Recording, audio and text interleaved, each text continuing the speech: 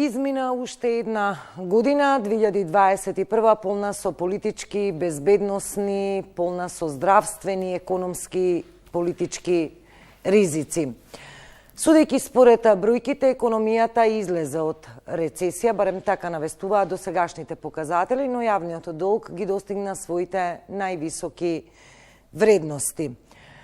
Владата одобри нови пакети за поддршка на приватниот сектор, но приватниот сектор и натаму демонстрираше одредено незадоволство, имавме и протести на земјоделци.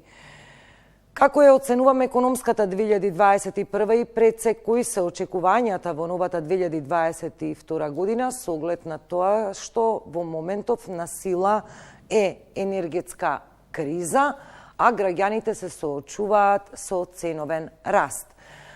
Економијата вечерва ќе ја коментираме низ призмата на тројца соговорници од различни профили. Од мојата лева страна Трајан Ангеловски, председател на Сојуз на стопански комори. Добре дојдовте за прв пат во студиото наше. Да, точно за прв пат, по мојот избор. Да, професорот Борче Треновски, добро вечер. Добро вечер. Вице-премиерот Фатмир Битики, добро вечер. Добро вечер. За економски прашања, да бидам попрецизна.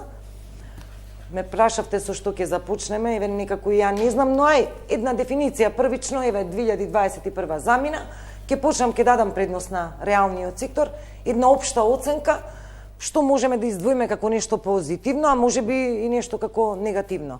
Како приватниот сектор ја преживеа, доживеа 2021? Генерално многу стресно, многу со голем број шокови, наметнати од меѓународните случувања, дали се тоа берзи, најновото нели со енергетската криза. Генерално, јас лично никогаш не сум присталица на одредени игри на среќа, меѓутоа се почувствував оваа година како да се наоѓаме во едно казино, затоа што денеска се случува нешто, а утре дента сосема спротивна ситуација, раст на цените на металите, прекинување на светските ланци. Мислам, голем број на шокови се случи оваа година, што навистина од ден на ден едноставно не знаевме како да реагираме.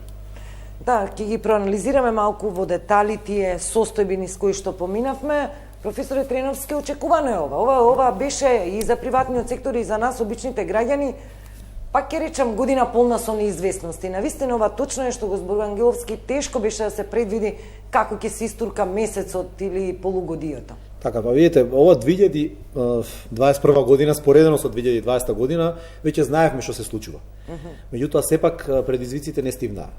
Оно што одбележа целата година, имав и напишано претходно, е силно балансирање помеѓу здравствените и економските предизвици, зачинети со социјалните предизвици и стандардот на граѓаните. Значи, нашата влада, како најголем дел владите во светот, и политиките се трудеа да балансираат економијата и стандардот кој беше погоден на една страна и здравствените ризици на друга страна. Бизнисот, како што спомна мојот соговорник, беше, сега да не користам пресилен збор, меѓутоа страшно погоден, пред се микросубјектите и малите субјекти, каде што и ликвидноста и задолженоста е некаде околу 70%, и покриеноста на долговите за камати и долгови е поголема од нивниот работен капитал. Нивниот работен капитал веќе е негативен.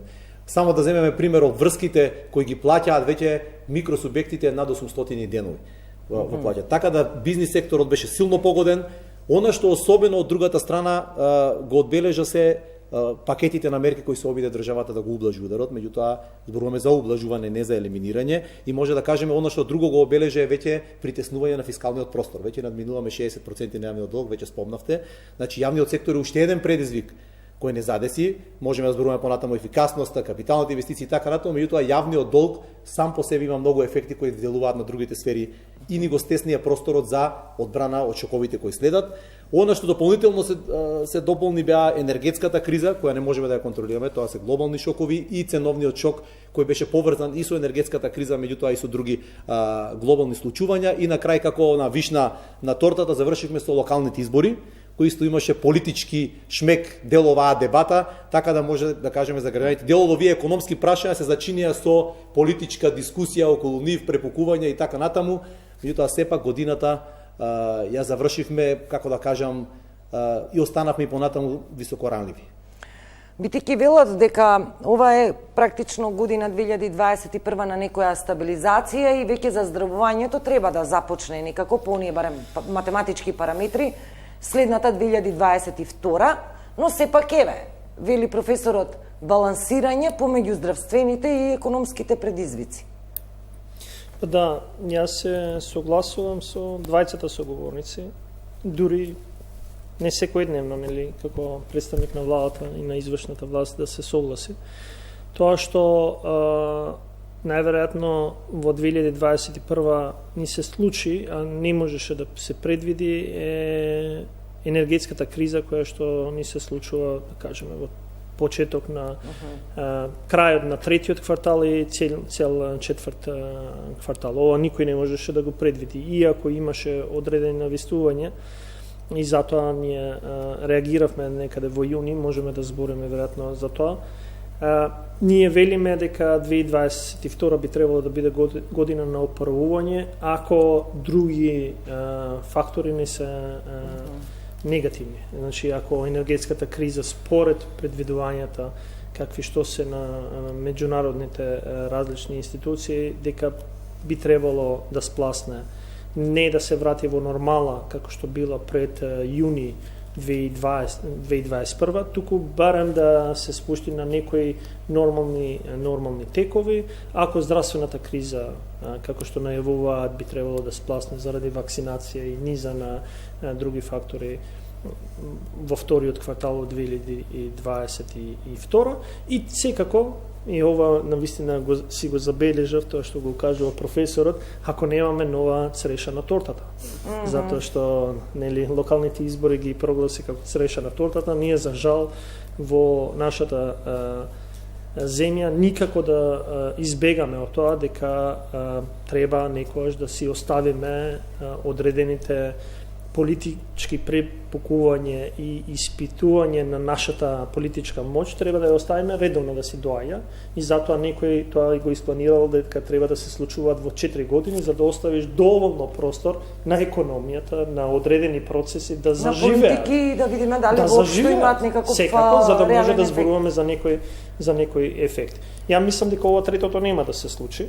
И затоа ми дава одреден оптимизам дека 2022 навистина, заради тоа што се случуваше, што се случуваше во 2021, но и на заедничките напор што почнавме одредени процеси, иако беше кризна година, иако беше тешко, заеднички по прв пат морам да признам на извршната власт и приватниот сектор и другите сектори, отваравме дискусија, дебата за одредени теми кои што не беа отворени и 10 и 15 години. Кога велите за што мислите? Па еве, само што минатата недела го поминавме Законот за царински тарифи, кој што некој сака да го прикаже на различен начин, нешто што 20 години не било чепнато, ние го отворивме заедно со стопанските комори, за да ги намалиме царинските тарифи за одредени производи кои што креира додадена вредност, а тоа се во сегментот на производство и преработка,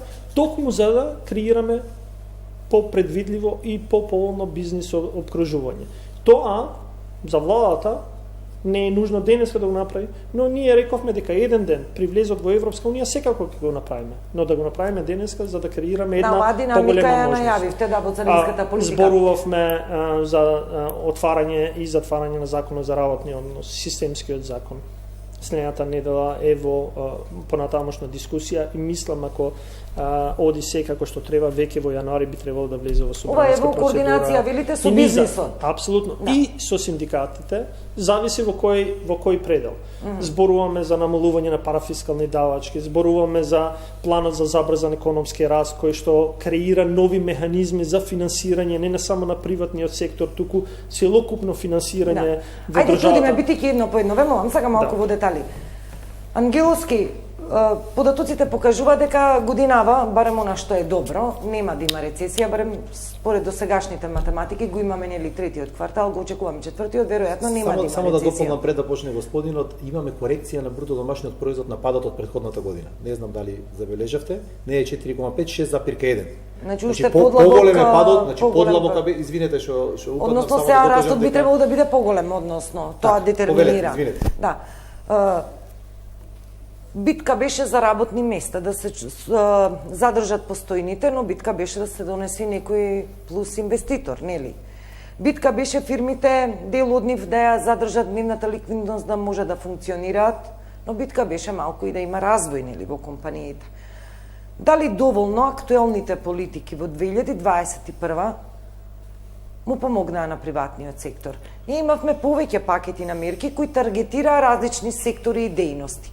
И секогаш се појавуваше некаде во таа приказна одредено незадоволство, што е очекувано дека во услови кога се дели еден финансиски колач, секој сака што повеќе и побрзо да зема од него.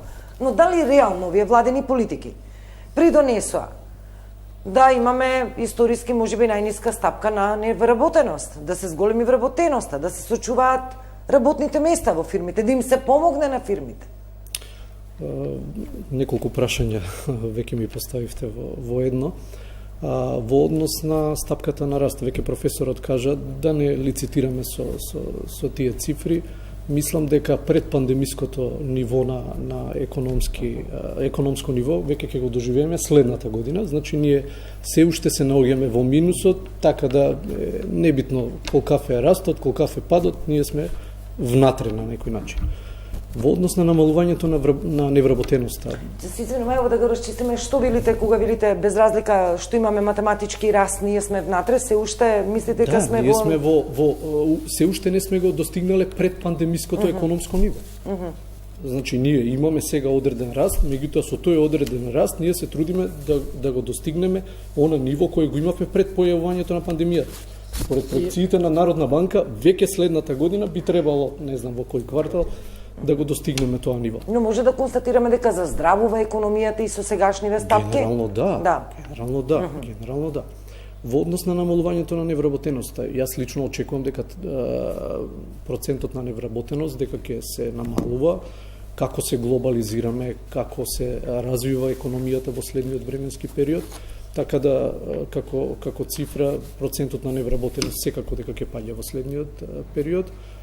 И во однос на последниот детаљ кој ме прашавте, значи како фирмите се бореа на повеќе начини да ги задржат вработените, имаше повеќе предизвици, прекинати светските ланци на снабдување, во повеќе прилики го објаснувам тоа, например, на лондонската берза за метали.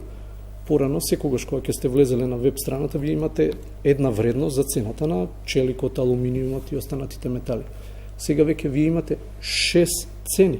Едната е во Америка, втората во Европа, третата е во Турција, четвртата во Кина и така натаму. Значи, светскиот пазар е распаднат на некој начин, просто е невозможно или со големи потешкоти да вие донесете еден производ од еден крај на светот во друг крај на светот. И тоа се навистина големи предизвици. Имаме ние тука одредена шанса, особено со оглед на тоа што се наоѓаме во Европа.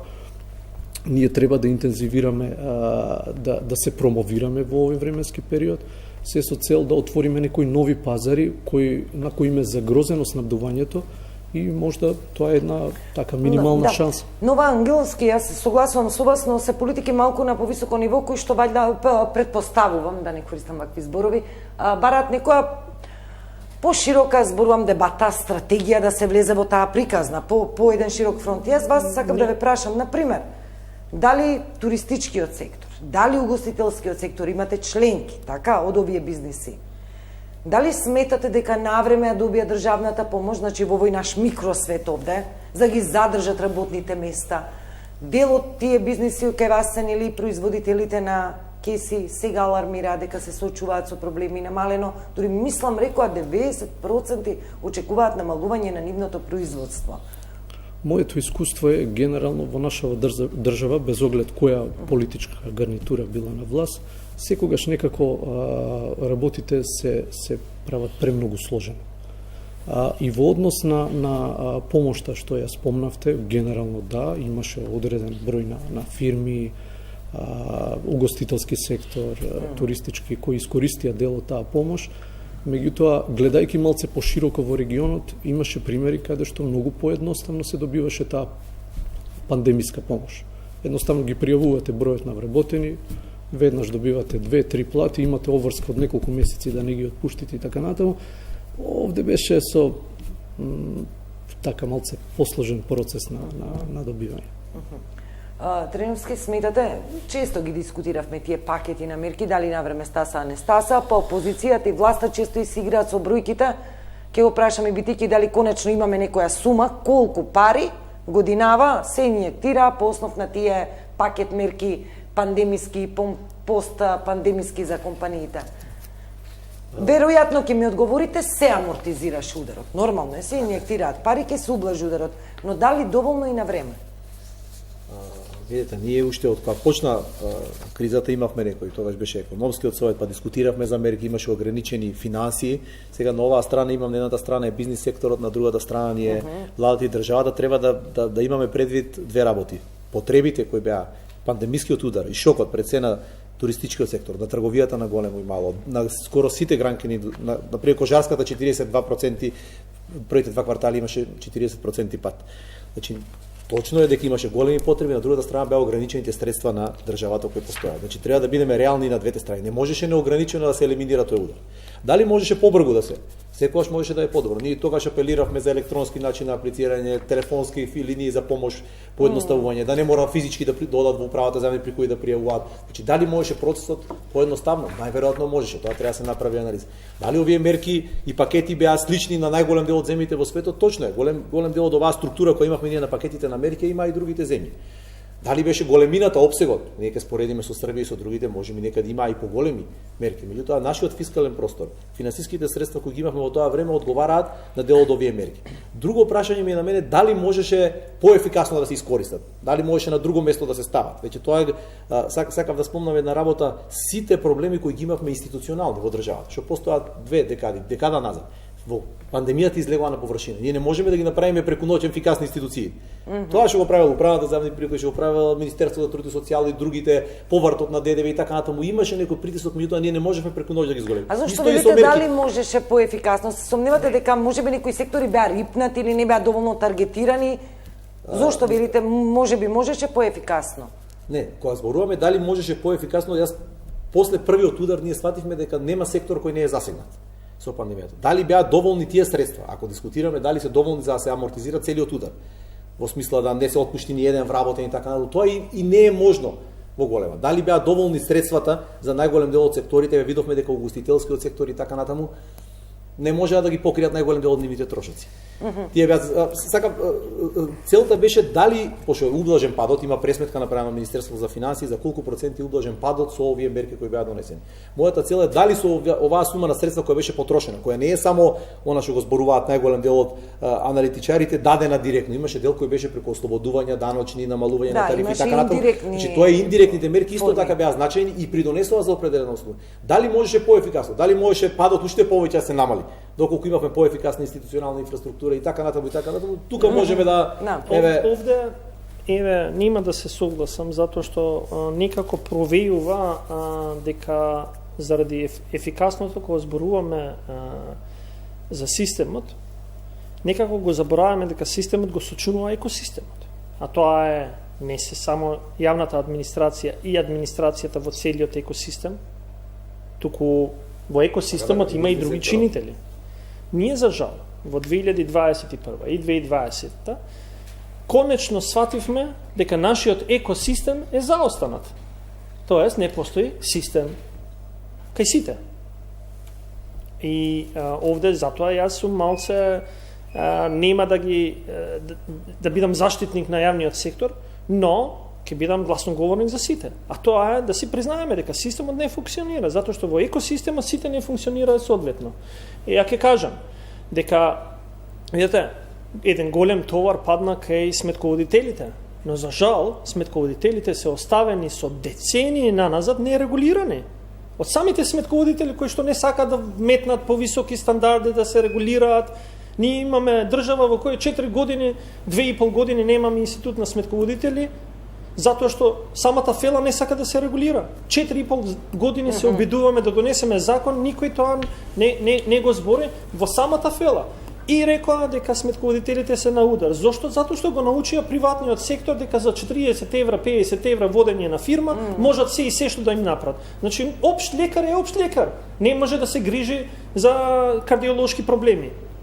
И ние треба да сватиме дека ако сакаме да идеме напред, секој треба да се професионализира до одреден сегмент. Да, и сега, пак чувствам дека некако сакате одговорноста може би да се прелееве. Велите, ајде зборуваме за уделот и учинокот што го имаше владата. Да, низините механизми. Дали значи, таа соодветно ја одигра својата улога? Да. По прв пат, затоа што прв пат имаме таква економска криза, ние сме имале 2008. Една глобална криза и 2009 и треба само да се вратиме наназад што тогаш владата правеше и како ги носеше мерките без да праша никого, носеше одредени мерки, даночна реформа, дека така треба да се полни приходи на државата и така натаму и може би тогаш се ублажи или не се ублажи. Ние во 2020 во ек на кризата, со криза која што никој не можеше да знае во што влегуваме и што ќе биде исходот на тоа, прво сите мерки се донесоа на инклузивен начин. Што значи? Тоа значи со вклучување на стопанството, вклучување на синдикати, вклучување на секоја една засегната страна, експерти, имавме економски совет, проширен економски совет, за да видиме кој е најдобриот можен пакет. И треба да знаеме која беше целта на носењето на економски мерки. Целта на носење на економски мерки беше да се ублажи падот, ако гледаме макроекономски. Второ, да се намали или поттикне помал број на работни места да се изгубат. И трето, да се обезбеди ликвидност и нормално да се обезбеди соодветен здравствен систем. ММФ, еве ја не го кажувам. Последниот извештај на ММФ вели дека економските мерки дадени од страна на владата во 2020 година, но и понатаму значително го имаат ублажено падот на економијата, инаку падот ќе беше уште подрастичен него тоа што беше. Па очекувано е кога велиме за мерки зборуваме за пари, тоа подразбира пари. Не го кажувам да го дополнам оно што го каже само вице-премиерот, извинете. Во контекст на еве за пакетите сме го дискутирале, затоа не се водиме пакет по пакет. Првиот, вториот, еве јас мора да кажам, првиот пакет и вториот почетокот имаше известно задоцнување. Мора да бидеме честни. Се доцнеше, јас морам да бидам искрен затоа што техничка влада која што немаше можност, може би во одреден момент им требаше, затоа што само што почна техничката влада. Имаше дел финансискиот, значи делото е расположливите финансии беа ограничени. Јас точно се сеќавам на дискусиите дека седевме на еден совет кај што имавме бизнисмени кои губеа по €1.000.000 месечно од бизнисите, а целиот пакет беше 5 милиони евра за поддршка на сите компании во државата.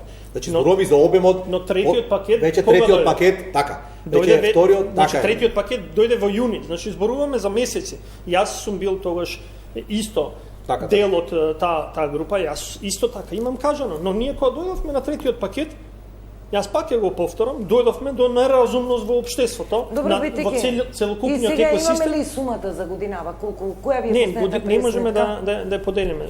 Годинава имавме пети пакет на економски мерки, кој што вкупно чинеше околу 180 милиони евра, во овој момент се исплатени се над 150 милиони евра. Имаме шести пакет кој што само е за угостителскиот и туристичкиот сектор, во кој што рековме 15,8 милиони евра, исплатени 13,8 милиони евра. Значи, некако се створи, а секој сум го кажувал, еве на крај на годината пак ќе го кажам, се створи една фама кои сектори се поддржуваат. Ние зборувавме за угостителскиот сектор, за мене секој еден сектор е битен.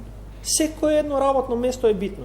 Но угостителскиот сектор во структурата на бруто домашниот производ учествува со 1,5%. Во вкупната помош дадена кон приватниот сектор, они учествуваат со 12%. Затоа што па имаат одредена категорија на луѓе кои што ги вработуваат, кои што секако треба да им се помогне. Но ние ја занемаруваме дека не беше вклучена во економските мерки, но одеа редовните програми за поддршка на приватниот сектор. Минатата година завршивме на рекордни 75 милиони евра инвестирани во приватниот сектор. Годинава, преку Фондот за иновации и технолошки развој и програмата за финансиска поддршка на инвестиции, ќе завршиме со преку 50 милиони евра инвестирани во приватниот сектор, кои што не се дел од економските мерки заради COVID, затоа што редовните програми продолжуваат да се поддржат. Еве, следната недела ќе имам конечна пресконференција по основа на Законот за финансиска поддршка на инвестиции, по втора година поред. Првата е за време на COVID, сега е втора година поред во која што исплаќаме 100% на инвестициите направени од страна на компаниите во просекот кој што им следува според Законот за финансиска поддршка поддршка на на инвестиции. Добро, ова не ми е познато, за ви влеза можеби со некој детаљ како без разлика. Еве ќе кажам дека 220 компании кои што направиле инвестиции минатата година, а нивниот инвестиционен циклус ќе биде над 80 милиони евра, значи направиле во 2021 инвестиции, ние им ваќаме минимум 20, максимум до 30%. Како стимулативна мерка ете за развој, за поддршка за тоа е поддршка на развој. Поддршка, да, директна. И сега не може да ги гледаме само дали е економска мерка или наспроти другите мерки. Севкупно треба да се види кој е ефектот кој што е постигнат. Да. Не сакам премногу за мерките, бидејќи имам и други прашања околу енергетската криза. Јас следно прашање ќе би, затоа ќе бидам и конкретна, со Ангеловски повторно почнувам. На 1 јануари, мислам, лани, односно годинава, се зголеми минималната плата на 15.150. Во април. Или во април. Со усогласувањето 15.243 отиде, значи имаше така мало усогласување заради критериумите кои што се Значи годинава се искачи на 15, нешто над 15.000 денари. Во најава е веќе ново решение над 18.000 денари. Сега, ако ова го гледаме, нели, низ очите на работниците, е добре дојдено и треба така да е, бидејќи тоа е некоја минимална сума за некој минимален достоинствен, нели, живот. Подготвен ли е бизнес секторот, консултиран ли е? Решението, според некои мои проценки, мислам дека сепак ќе се турка до негово усвојување. Ние дефинитивно овие износи за кои разговараме, ние немаме илузија дека не се мали. Ние апсолутно гледаме дека се тоа релативно мали износи. Меѓутоа, знаете, малце треба со поширока диоптрија да ги гледаме работите.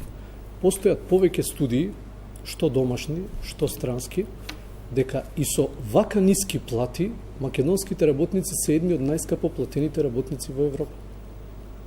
Што сакате како резултат да на ефикасноста во работењето. Генерално, секогаш треба да бидеме внимателни со минималната плата, дали на некој начин може да влие и на подгревање на инфлацијата. Затоа што дефинитивно во еден момент повеќе средства ќе се пуштат во оптек. И да ви кажам еден друг ваков пример. Ако имаме ние доволно проекти, капитални инвестиции, генерално тие проекти ќе ја движат таа минимална плата по природен начин нагоре. Немаме потреба ние од вакви административни мерки, па со административни мерки да ја подигаме. Еве да ви кажам еден пример, например во Србија. Минималната плата во моментот во Србија е околу 35.000.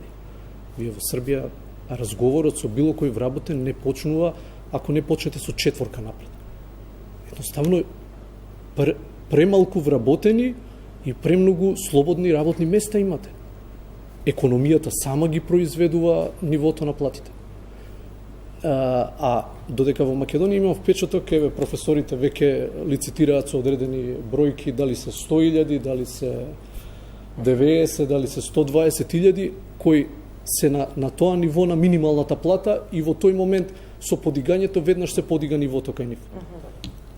Овие дилеми оправдани ли се што ги отвори Ангеловски? Минималната плата, ова како концепт и дискусија, мора да кажеме, сега не некои факти, меѓутоа некои резултати истражувања поврзани со минималната плата. Прво што кога почна концептот, мене имам два дела кои во ова прашање кои макаме за сега, а последно време можеме да ги дискутираме. Првото што е најопшто, посебно ме загрижува како економист, како аналитичар, како истражувач, дело што се користи ваквото надавање на минималната плата за политички цели. Веќе видовме дека нема политичка партија која не влегува во играта на надавање за седете се пред избори, ќе дадеме 500 евра, ќе дадеме 600. Сега ги покачија на 3 сектори тековната влада, опозицијата не вика, ние на сите сектори ќе ги покачиме ако ги добиеме избори. Сакам да кажам, Ова е едната работа која дискутираме. Втора работа, уште кога се отвори концептот, мовете конзистентен став цело време. Раз базиран на плати во економија како Македонија што разменува 90% од бруто домашниот производ со странство. По концепт теоретски е тешко остварлив. Тоа е многу дискутабилен концепт. Мислам, пошто ние сме увозно зависна земја, платот се разводнува на среден рок, исчезнува ефектот од минималната плата. Точно е дека тоа е социјална димензија, точно е дека е социјален диалог меѓу работодавачите и владата. Точно е дека над 90% од земјите имаат минимална плата. Че да се разбереме, не е дека тоа е концепт што не постои. Меѓутоа мора да имаме една работа во тековната ситуација во која се наоѓаме. Растот на минималната плата кај нас. Имаме два дела кои треба да не загрижуваат. Неколку години, 3-4 години паѓа продуктивноста во нашата држава, а расте минималната плата. Тоа е прво едната. И што е показател за каква состојба ова што го зборувате? Ова е резултати во соседна Бугарија, ние ги анализиравме регионот, земите, значи, тренд што се случува не само кај нас, него регионално. Таму кај што расте, тоа покажува дека не ги стимулира. Со исклучок на дел од земите, како што се нордиските земји и така натаму. Растот на минималната плата не стимулира продуктивност. Значи со исклучок на неколку земји во Европа, тоа се 3, 4, 5 земји. Има други ефекти, можеме да кажеме. Понекогаш имавме целта дали платата ги стимулира продуктивноста или продуктивноста ја стимулира платата. Многу почесто оди обратно. Меѓутоа имаме и земји кај што паѓа продуктивноста, а расте сепак платата. Меѓутоа друго ми беше, сакав еден друг дел да го спомнам. Регионалните диспаритети за кои често зборувам за оваа минимална плата. Во североисточниот регион минималната плата е 90% од платата просечна во преработувачката индустрија, во преработувачкиот сектор. Значи ние не можеме, Скопје е 42% од просечна. Не е 60, ама во североисточен, во источен. Значи притисокот на тие мали фирми, тие се 64% се микрофирми, ние имаме 90% од фирмите имаат до 9 вработени во цела држава. Значи тие се под удар на ова. Третото, последното што се случува исто што ме загрижува од економска природа е притисокот, видете ги синдикатите. Веќе почнува на спиралата која дискутираат за зголемување. Ние имаме притисок на 4-5 производисти. Ние имаме глобално зголемување, се уште нема место за паника за цените. Меѓутоа ме загрижува синдикатите и потурнувањето. Јас мојот брат личен ме прашува 3 пати дали ќе ни ја зголемат минималната плата. Че сакам да кажам, не сум против зголемување. Низок е стандардот. Меѓутоа се случува и друга сфера. Се доближуваат распонот на плати. Да, во јавниот сектор има притисок зголемување. Значи да. Треба сериозно да размислиме, не дека не треба да се зголемува минималната плата. Значи не одам во таа димензија. Внимателно за тоа што таа е поврзана со конкурентноста на нашиот бизнис сектор. Да, и веројатно додека ние ова го говориме, нашите гледачи кои што ја чекаат таа минимална плата или сега зголемувањето, далечни се од овие економски перспективи, оценки и проценки, најважното е нели на први да завршам со една реченица, а не та. Да има зголемување на платата, а крајната цел и поента на сето тоа веројатно е малку и стандардот да се подобри. Ние зборуваме за буџет, ќе отвориме и тоа. Тоа е плюс и минус. Значи ние ќе ја зголеми владата минималната плата, ќе ја зголеми пензијата на мојот татко. Јута он мора да ја наплати, ќе му ја земе преку данок, давачка од определен сектор или од некоја друга. Значи не е возможно, ако не е издржано зголемувањето, тоа да не се одрази на приходната страна. Ако не е според некоја природна економска законитост. И битејќи ќе се остане ли сега на овој став дека идеме со зголемување на Тоа е став на синдикатот. Тоа е барање на синдикатот, ставот на владата и тоа што сме го ветиле е дека да, минималната плата ќе биде 18.000 денари. Но искрено јас се затекнав од барањето на синдикатот или да кажеме ултиматумот на синдикатите дека или на 1 јануари ќе го има или ќе има генерален штрајк, затоа што велам ме изненадува, затоа што 2 години наназад сите крупни одлуки во државата по однос на работничките права, а во кој што влегува еве и сегментот на минимална плата, се донесени преку диалог во социјоекономскиот совет и консензус на работодавачите и синдикатите. По прв пат имаме една страна која што вели или ова или генерален штрайк. Ја велам да, минимална плата ќе има, но кога ќе го постигнеме консензусот сите три страни, тоа се јас затоа зборувам за екосистемот. Трипартитен диалог. Влада, работодавачи, синдикати. Ке го има. Можеби ќе се дефинира и за повисока, можеби и за пониска, затоа што таа мора да биде поврзана со продуктивноста, со зголемување на ефикасноста во приватниот сектор. Можеби таа ќе биде заеднички донесена со решение да се направат одредени други реформи во кои што ќе им се помогне токму на микро и малите предпријатија за да не платат, за да може да го... Видете, дали вие ќе донесете минимална плата за IT секторот, ништо не значи.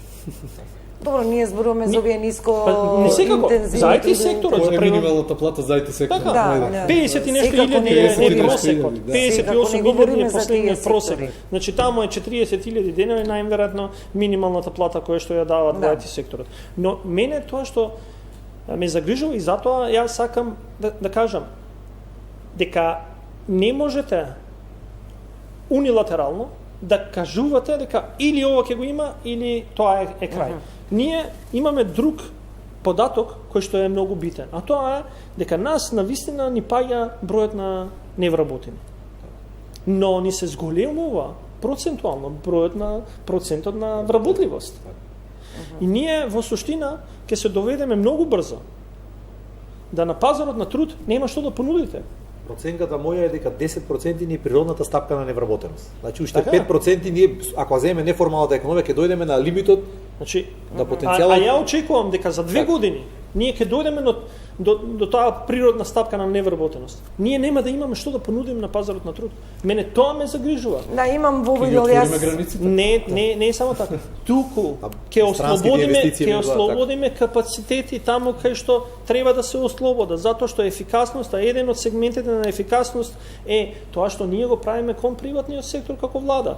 Поддржуваме воведување на нови технологии, тоа значи реквалификација на постоечката работна сила да станат попродуктивни, за да можат компаниите соодветно да ги наградат, но таа работна сила која што ќе се ослободи, затоа што ние некако сакаме и да имаме да сме земја кој што ги користи можностите.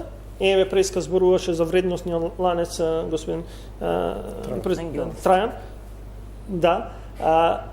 Но од друга страна велиме да, ама во тој процес можеби ќе дојдат компании со висока технологија, па нема да вработуваат многу луѓе. Па да, додадената вредност како ќе ја постигнеме? Продуктивноста како ќе ја зголемуваме? Ќе ја зголемуваме преку воведување на нови технологии, на висока технологија, која што не е базирана на работна сила, на И голема кој работна остана сила. сега под агенција за вработување во тие Молам? списоци од 200.000 Не, невработени? не е така. Каква структура е? Не, Мислам дека овде се наметнува едно прашање, поимот еве професорот ќе го потврди, мобилност на работната сила.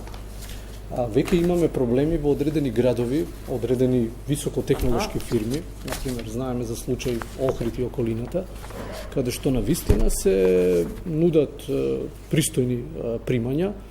Имате проблем од вработените, јас сум од Скопје, како во Охрид или од друг град и така натаму.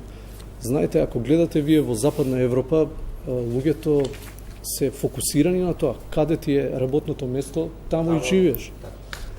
Добро, тоа е малку и промена и на менталниот склоп, на пристапот кон работите, нели? Џабе ние да живееме во Скопје, да примаме... Ние мораме да го сузбиеме митот. А митот е дека работното место е на 2 чекора од дома. Добро, не, вака, да не навлегуваме сега... во овие детали, јас сакам да поинтирам тие 200.000 невработени кои се. Следното прашање и следното барање кој што доаѓа и господин Трајан го кажа, кога ќе ги отвориме границите. Отварањето на границите значи зголемување на конкурентност. Зголемувањето на конкурентност значи дека имаш за едно работно место некако сега нула пријавени, туку ќе имаш 15 различни пријавени, кои што може да доаѓаат од Србија, може да доаѓаат од Албанија. Добро, но може и наши да одат надвор, значи таа миграција се соочи и Бугарија се соочи со миграција на работна сила и Романија и сите. Тоа е нормална флуктуација на мобилност. Човечкиот капитал сега го отворивме, наметнавме едно невработени. Човечкиот капитал е посебна димензија за која можеби треба да разговараме малку подетално. Можеби ние повеќе ќе се соочиме со одлив и на тие кадри што ги имаме отколку со прилив на кадри од надвор. Вие наскоро треба да размислуваме дури две работи. Едното образовниот процес и создавање за нашите компании кадар, а второто е да заштитиме одливот на кадри. Еден доктор да произведете. Имаше некоја пресметка на наша докторантка, чини 105.000 евра. А ние го даваме. Значи тие 105.000 евра одат во Германија, такви одат 30. Ние го даваме без. Значи загубата општествена е огромна. Како да го согласувам? Сега ќе се вратам на прашањето кои се тие невработени. Само кратко, ве молам, ќе морам реклами да повикам кратко. Во овој момент имаме 133.000 во ноември, 133.000 баратели на работа. Активни. Активни зборуваме. Да. Видете, ние во еден пик на кризата имавме над 170.000 баратели на работни места, активни, ама сите кои што биле пасивни се пријавија заради бенефициите и помошта, да. Пасивните не ги третираме реално.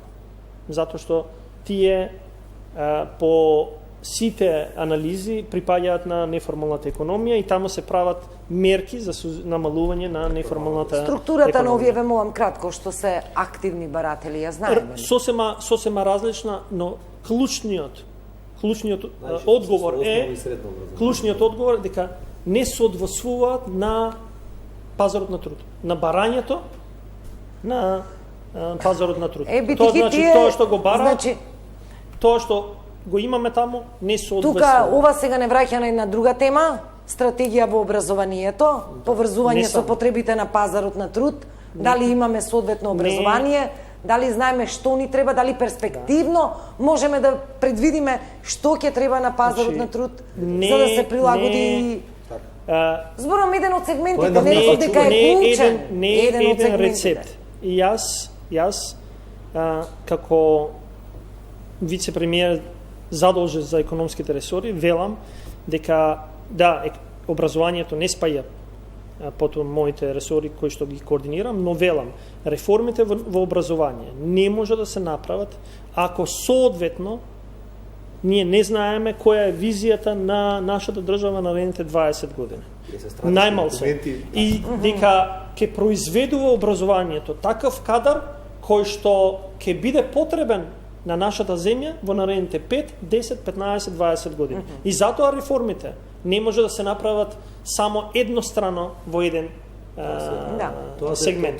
Затоа што ние со професорот и со комората работиме на развојот на националната развојна стратегија, во која што ќе треба да дефинираме. Следно прашање што ќе дојде е каков здравствен систем ќе ти биде потребно. Затоа што например, во тоа што здравствениот систем го нуди во Белгија и во Германија, наспроти нашиот, се сосема различни. Не од квалитет на здравствени услуги. Болно ќе биде ова, само да кажем, болно ќе биде трансформацијата воопшто на образовниот систем. Она што го кажа господинот Битичи.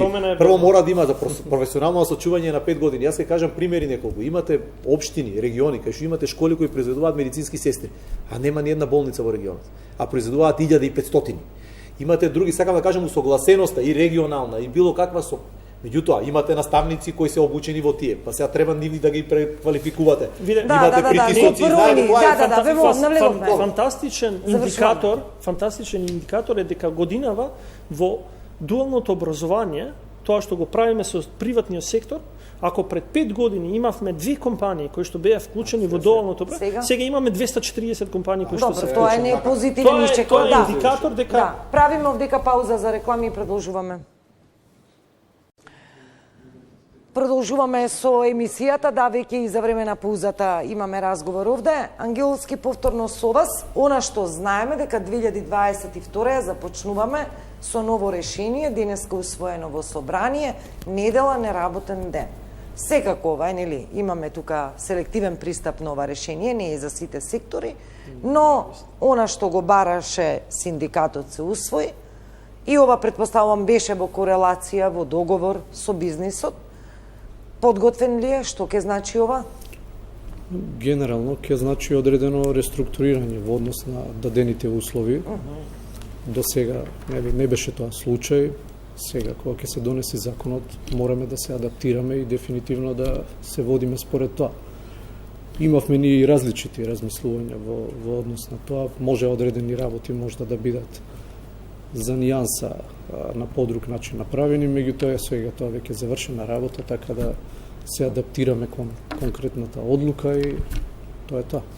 Бидејќи беше ли ова само популистичка мерка или навистина ќе се олесни на работниците? Не е популистичка мерка. При една анкета на Сојузно стопански комори, која ја почнавме дискусијата, заедно во социјоекономскиот совет и со коморите, анкетата направена беше дека дури 65% од компании ја поздравуваат идејата за неделен неработен ден. При тоа укажуваат дека треба во соодветни сектори да се пази да не се наруши техничко-технолошкиот процес, затоа што штетата може да биде поголема. И овде сметам дека законското решение кој што денеска е усвоено во собрание пред само неколку часа не е селективен воопшто. Он прави исклучоци за да не се нанесе штета. И кога велам што е исклучокот? Значи исклучок не може да биде аргументот дека ја имам зголемена побарување за одредени продукти и морам да работам и во недела.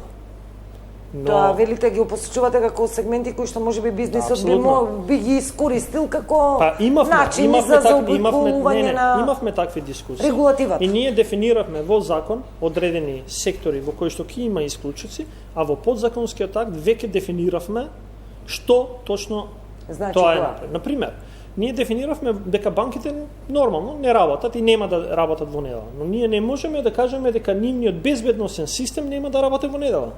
Дека бекапот, IT, во банка нема да работи во недела. Замислете што ќе се случи. Или пожарникари, или полиција, или здравствениот систем, или новинари. Но регулираме што е тоа точно кој може да работи. И под кои услови.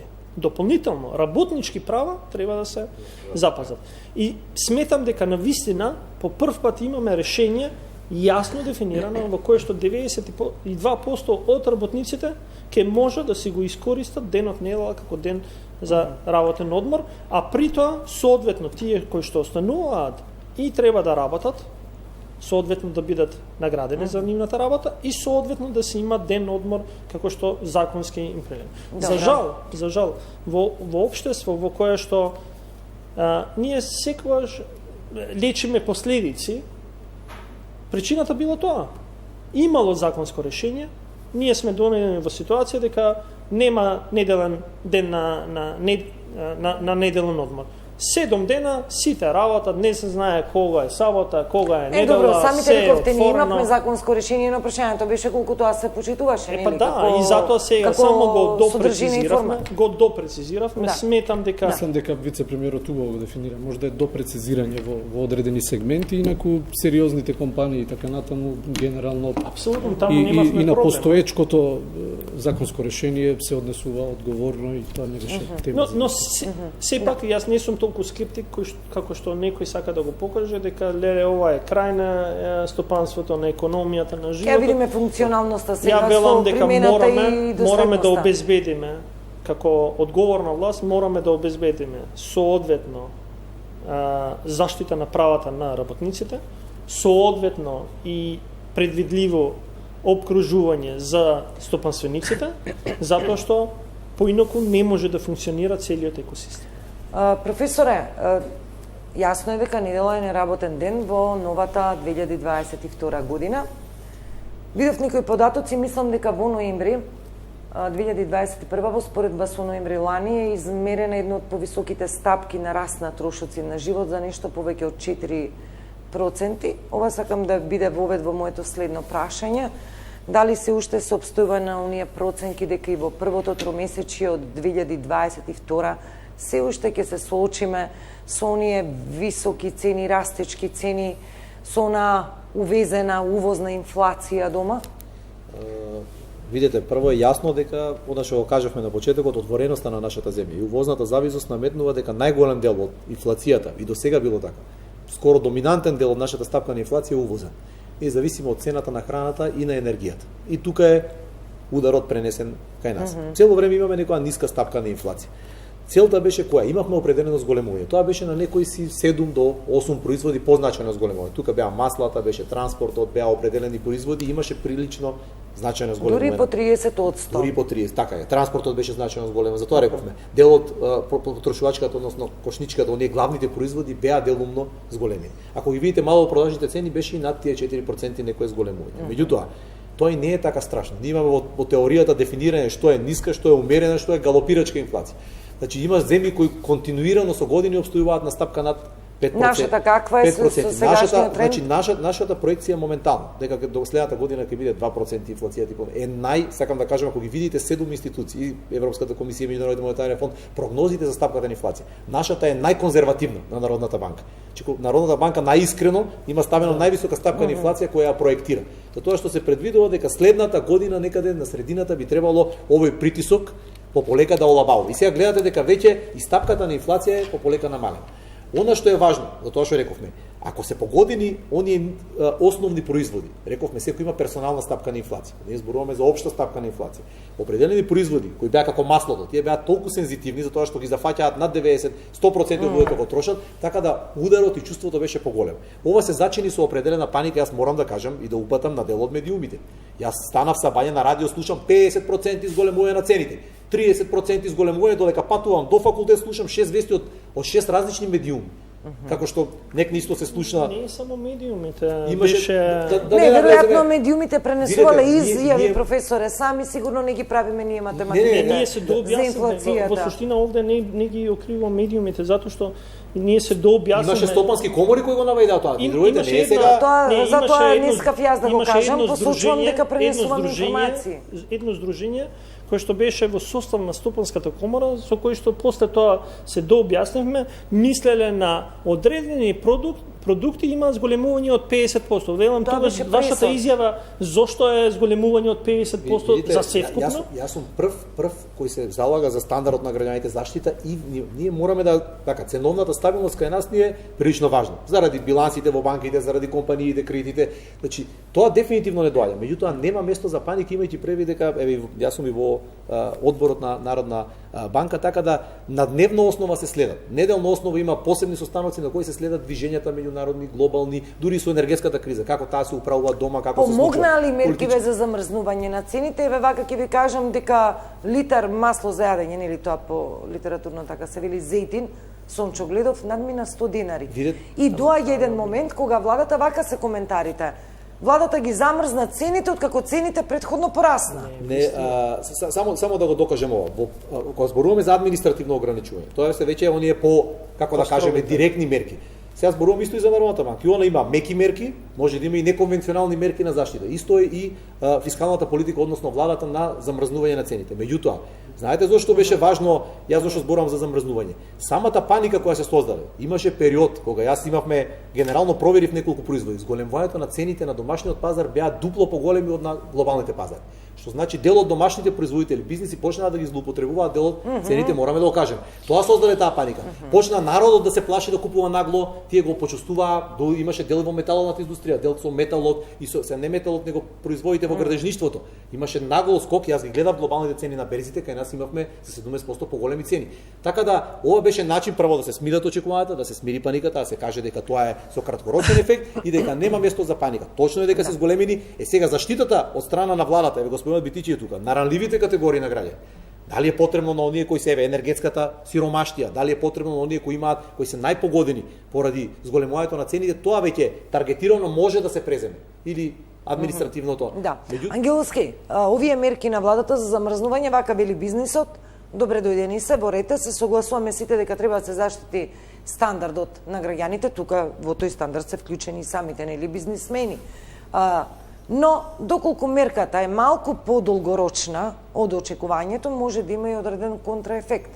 Нашиот став генерално беше, ние очекувавме дека владата ќе оди малце со по-модернистичко решение, во смисол да ги ограничи маржите. Има одредени земји и во регионов и во Европската Унија кои го сторија тоа. Со замрзнување на крајните цени, а ваму имате променливи влезни цени, зависно како ќе се одвива ситуацијата во следниот временски период, можеме да дојдеме во една непријатна ситуација. Ако скокот на влезните инпути, струја, пченица и така натаму, кои не се контролирани, нели се резултат на светските берзи, одредени компании може да размислат евентуално, ако се приближуваат кон она продајна цена или почнуваат благи да заврши. Благи загуби, тогаш, знаете, сите сценарија се... А едно од нив што се говори е дека можеби може да се соочиме со дефицит од производи. Може, Можда и нема да скокнат влезните цени на суровините. Значи тоа е опција, можда ќе останат вакви. Меѓутоа генерално со ограничување на маржите би се добила една по-транспарентна ситуација. Тоа би представувало, значи, товарот малку да го понесат и самите трговци. Контрола на нова е исклучително тешка, така да многу е тешко. Значи, било која мерка во која што владата дефинира или ограничува нешто, не е соодветна во економија, во пазарната економија. Сега, дали оваа мерка е добра, е нужна. Дали е задуцната? Коментарите на граѓаните се тие, ви велам. Откако што се зголемија цените, сега владата ги замрзнува или на ниво од 1 декември, мислам дека беше одлуката. Можевме да земеме подолг период. Не може тоа да се потврди на тој начин. Например, цената на маслото е зголемена минатата година, малтене, и сега функционира, да кажеме, во тие рамништа. Ние имавме 120 денари во еден одреден момент, сега имаме уште пониска. Така да не е, но тоа што за мене е клучно. Ја бев еден од првите кој што рече дека приватниот сектор не треба да злоупотребува одредена можност. Движењата не треба да се злоупотребуваат. И ние свативме дека, тоа што го кажа и професорот, сите кои што познаваат малце економија, сватија дека одредени субјекти сакаат да профитираат. Тоест, има движење на цена, затоа што ја не се согласувам дека зголемувањето на електричната енергија влијае за 30% зголемување на цената на производот, затоа што таа од 5 до 9, 5%. Па да, затоа што таа во суштина во основната цена на самиот производ влијае 5 до 9%. Ти да имаш и 100% зголемување, тоа значи на 5%, 100% зголемување е 2,5% на крајниот цената на крајниот производ. Ама не може да биде 20%. И затоа овде некој си едноставно се обиде да го направи. Ја еднаш реков во една најава и понатаму следевме. Се радувам што не дојде до тој момент, а тоа е да Комисијата за заштита на конкурентност се вклучи, затоа што она се вклучува кога има навестување за картелско здружување, за дефинирање на цени од други природи. Ние зборувавме, тесно бевме во комуникација, имаше одредени најави, мислам дека се вративме. И ова ќе трае до одреден време. Што значи тоа нема никакви наоди и показатели? Јас ви ја памтам таа изјава и често пати ја споменував во дебати. Имаше наводи, но на крај не се заклучи. Не можевме да дојдеме до конечен таков заклучок дека до крај тоа е направено така. И ние ги следиме. И понатаму ги следиме состојбите, затоа што тоа зборуваме дека навистина зборуваме за основни производи. Ако ги до крај на јануари. До крај на јануари, ако има потреба, ќе биде и понатаму ја следиме состојбата секако. Не стравувате од ова што велат бизнисмените дека доколку стане малку среднорочна или подолго трае, може да предизвика контраефект. Ако велиме се зголемуваат цени на суровини, на транспорт, на горива и така натаму. Па не, затоа што ги следиме состојбите, ние секој момент можеме да креираме мерки кои што ќе им помогне токму на тие производители, но одредените производи не се производи кои што се генерираат или произведуваат во нашата земја, они се извозно ориентирани, така да за овие продукти треба да видиме. Например, еве сега имаме една дискусија со прехранбената индустрија, со производителите на лепни производи, дали евентуално следната година ќе треба да вклучиме одредени стокови резерви за да им се ублажи евентуалниот удар. Се прават калкулации. Само да кажем, можно е да се активираат стоковите резерви, тоа беше едно од барањата што се бара. Јас сум познат по тоа што никогаш не велам не. Да, возможно е се. Треба да се седне, фактите и аргументите укажуваат дали е потребно. Ако е потребно, владата е тука. Во ковид периодот сите мерки се креирани така и сега велам. Седнуваме, дискутираме, елаборираме и на крај заеднички одлучуваме што е најдоброто можно решение. Ние како бизнес сектор генерално сме насочени кон пазарните правила.